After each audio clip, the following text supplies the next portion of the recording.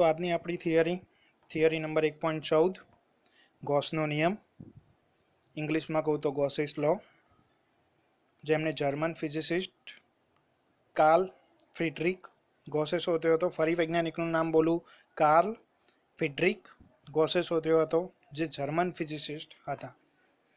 બરાબર. ત્રીજી વાર હજી પણ વૈજ્ઞાનિકનું નામ બોલું, કાર્લ ફ્રિડરિક ગોસે શોધ્યું હતું. એમને શું કહ્યું તેની વિગતવાર ચર્ચા મેં નીચેની થિયરીમાં કરેલી છે. બહુ જ સહેલી મેથડથી છે, સમજો, આવડી જશે. ધારો કે કોઈ વિદ્યુત ભાર હું લઉં, ત્રિપરિમાણમાં કોઈ વિદ્યુત ભાર હું ક્યુ વિચારો, એટલે મેં અહીંયા લખ્યું છે ત્રિપરિમાણમાં વિચારેલ વિદ્યુત ભાર.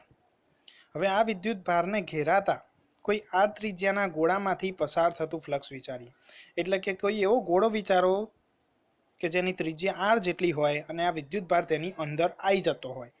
ફરી બોલું, કોઈ એવો ગોળો વિચારો કે જેની ત્રિજ્યા આર જેટલી હોય અને આ વિદ્યુત ભાર એ ગોળાની અંદર આવી જતો હોય, તો કંઈક આવી રચના બને. બરાબર. એટલે મેં અહીંયા લખ્યું છે વિચારેલો ગોળો. હવે ત્રિજ્યા આર જેટલી છે તો ક્ષેત્રફળ કેટલું બનશે? 4πr² જેટલું.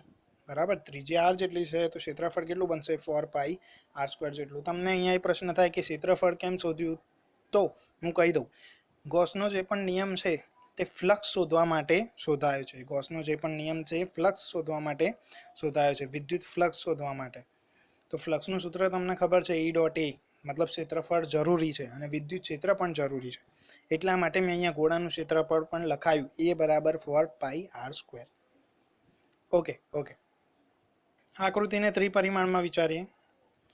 આપણે દોરીએ એટલે 2Dમાં દેખાય, પરંતુ હકીકતમાં બધું ઇમેજિન ત્રિપરિમાણમાં જ કરવાનું છે. ધારો કે આ ગોળો જે મેં વિચાર્યો આર ત્રિજ્યાનો છે, જેના કેન્દ્ર પર ક્યુ વિદ્યુત ભાર છે. બરાબર. તો હવે તમને ખબર છે ધન ક્યુ વિદ્યુત ભારમાંથી વિદ્યુત ક્ષેત્ર રેખાઓ હંમેશા બહારની તરફ હોય, એક કાંટાવાળા ગોળા જેવી રચના કરે. હંમેશા વિદ્યુત ક્ષેત્ર રેખાઓ બહારની તરફ. એટલે હું કહી શકું કે એ વિદ્યુત ક્ષેત્ર રેખાઓ ગોળાની સપાટીને લંબ હશે. એ વિદ્યુત ક્ષેત્ર રેખાઓ ગોળાની સપાટીને દરેક જગ્યાએ લંબ હશે. બરાબર. તો લંબ કઈ રીતે લંબ હશે? જો એ હું નીચેની આકૃતિમાં તમને દર્શાવું. જો ધ્યાનથી. એક વિદ્યુત ક્ષેત્ર રેખા મેં ખાલી લીધી છે જે સપાટીને કેવી છે? લંબ. માત્ર એક જ વિદ્યુત ક્ષેત્ર રેખા લીધી છે જે સપાટીને કેવી છે? લંબ. આવી તો ઢગલો, હજારો, કરોડો વિદ્યુત ક્ષેત્ર રેખાઓ છે. બરાબર. ઓકે. હવે આખા ગોળાને અનુલક્ષીને ફ્લક્સ આપણે સહેલાઈથી શોધી શકીએ નહીં, પરંતુ જો આ ગોળાના નાના એક સરખા ભાગ કરીને પછી એનો સિગ્મા લઈ લઈએ, એટલે કે સરવાળો લઈ લઈએ, તો મને કુલ ફ્લક્સ સહેલાઈથી મળી જાય. એટલા માટે જો અમે ગોળાનો એક નાનો આડછેદ, એટલે કે નાનો પૃષ્ઠ વિચાર્યું. યસ, પરફેક્ટ શબ્દ, નાનું પૃષ્ઠ વિચાર્યું, નાનું ક્ષેત્રફળ વિચાર્યું. જે ક્ષેત્રફળ કેટલું છે? ΔA જેટલું. જે ક્ષેત્રફળ કેટલું છે? ΔA જેટલું. ફરી આખી આકૃતિની વાત કરી લઉં. એક ગોળો વિચાર્યો, આ વિચાર્યો છે, હકીકતમાં નહીં, આભાસી રીતે. ઇમેજિન કરો, જસ્ટ ઇમેજિન. એક ગોળો વિચાર્યો જેની ત્રિજ્યા આર જેટલી છે, જેના કેન્દ્રમાં ક્યુ જેટલો વિદ્યુત ભાર છે, જેની વિદ્યુત ક્ષેત્ર રેખાઓ કેન્દ્રમાંથી બહાર નીકળતી દિશામાં અને ગોળાને સપાટીને લંબ છે. ગોળા પર મેં નાનું પૃષ્ઠ વિચાર્યું, જેની અંદરથી પસાર થતું ફ્લક્સ હું વિચારીશ. બરાબર. ઓકે, આગળ જઈએ. તો એ જ આકૃતિ, વિદ્યુત ક્ષેત્ર બહાર નીકળતી દિશામાં, સપાટીને લંબ, જે તમને સ્પષ્ટ આકૃતિમાંથી દેખાય છે. ગોળાના નાના જે પણ ભાગ વિચાર્યો એનું ક્ષેત્રફળ ΔA જેટલું. હવે હું તમને એક પ્રશ્ન પૂછું કે ક્ષેત્રફળ સદિશ કઈ દિશામાં હોય? ફરી પૂછું, ક્ષેત્રફળ સદિશ કઈ દિશામાં હોય? તો હંમેશા તે સપાટીને લંબ બહાર નીકળતી દિશામાં હોય. તો અહીંયા Eની દિશા છે અને ક્ષેત્રફળ સદિશ એટલે કે ΔAની દિશા પણ ક્યાં થશે? Eની દિશામાં જ થશે. ફરી બોલું, Eની દિશા બહાર નીકળતી દિશામાં લંબ, ક્ષેત્રફળ સદિશ એટલે કે ΔA સદિશની દિશા પણ ક્યાં થશે? એ જે પણ સપાટી વિચારી આપણે, જે પણ સપાટી વિચારી તે સપાટીને લંબ અને બહાર નીકળતી દિશામાં થશે. આ સદિશ નથી, હા, તો એરો દર્શાવ્યો છે ખાલી કે આને ΔA કહેવાય એમ. પરંતુ Eની દિશા પણ આ દિશામાં થશે અને ΔAની દિશા પણ આ દિશામાં થશે. બરાબર. ઓકે, આગળ જઈએ. એટલે જો એ જ વસ્તુ મેં અહીંયા સમજાવી છે. ગોળો વિચારેલો, કેન્દ્રમાં ક્યુ જેટલો વિદ્યુત ભાર, તેની વિદ્યુત ક્ષેત્ર રેખાઓ બહાર નીકળતી દિશામાં, ગોળાની સપાટીને લંબ, એક નાનું પૃષ્ઠ વિચાર્યું જેનું ક્ષેત્રફળ ΔA જેટલું છે, જેનો સદિશ સપાટીને લંબ, બહાર નીકળતી દિશામાં. બરાબર. એટલે E જે દિશામાં છે એટલી જ દિશામાં ΔA છે, મતલબ બંને એકબીજાને સમાંતર છે. બંને એકબીજાને સમાંતર મતલબ ખૂણો કેટલો બને છે? 0. બરાબર. તો હવે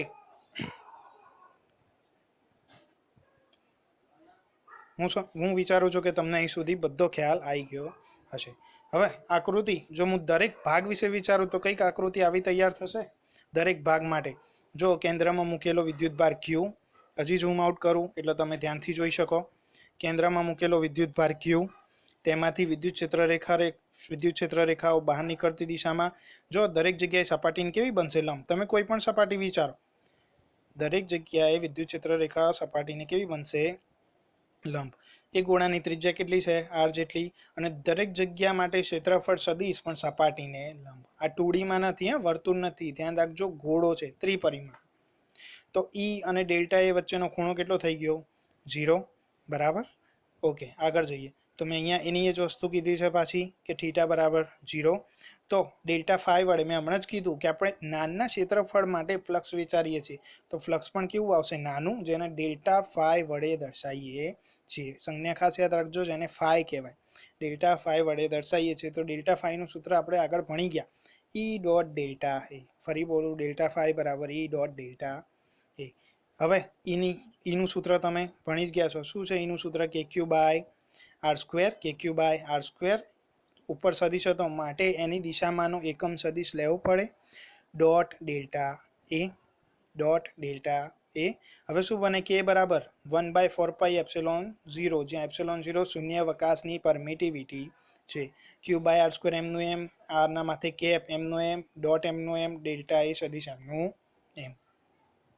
હવે ડોટ એટલે શું કહેવાય? Cos theta. જો કોસ થીટા સ્વરૂપમાં હું લખું તો ડેલ્ટા એનું મૂલ્ય આવે, એકમ સદિશનું મૂલ્ય આવે. એકમ સદિશનું મૂલ્ય હંમેશા 1 હોય, તમે જાણો છો.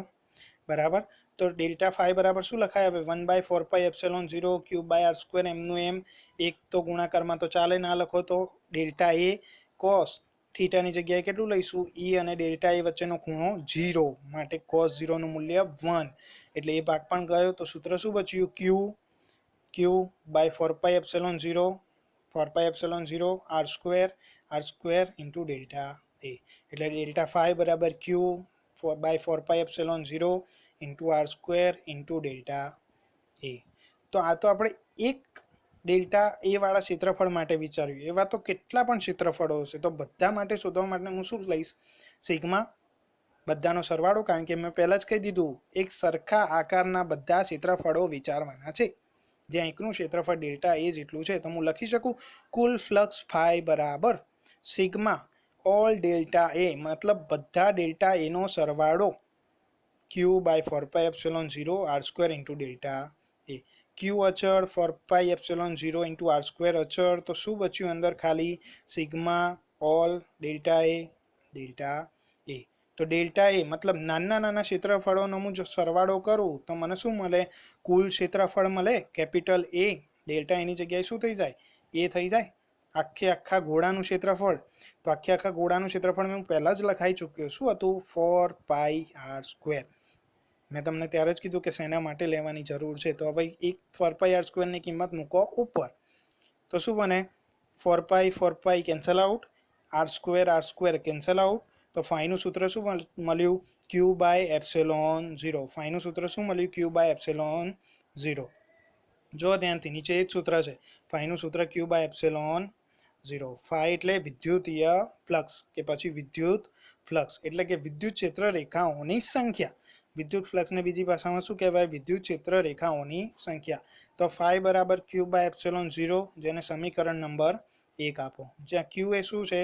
એ ક્ષેત્રફળ વડે ઘેરાયેલો કુલ વિદ્યુત ભાર. Q શું છે? એ ક્ષેત્રફળ વડે ઘેરાયેલ કુલ વિદ્યુત ભાર, એટલે કે દરેક વિદ્યુત ભારોનો સરવાળો. તો હવે આ સૂત્ર ઉપરથી ગોસનો નિયમ શું બને? એટલે કે કથન કહી શકાય.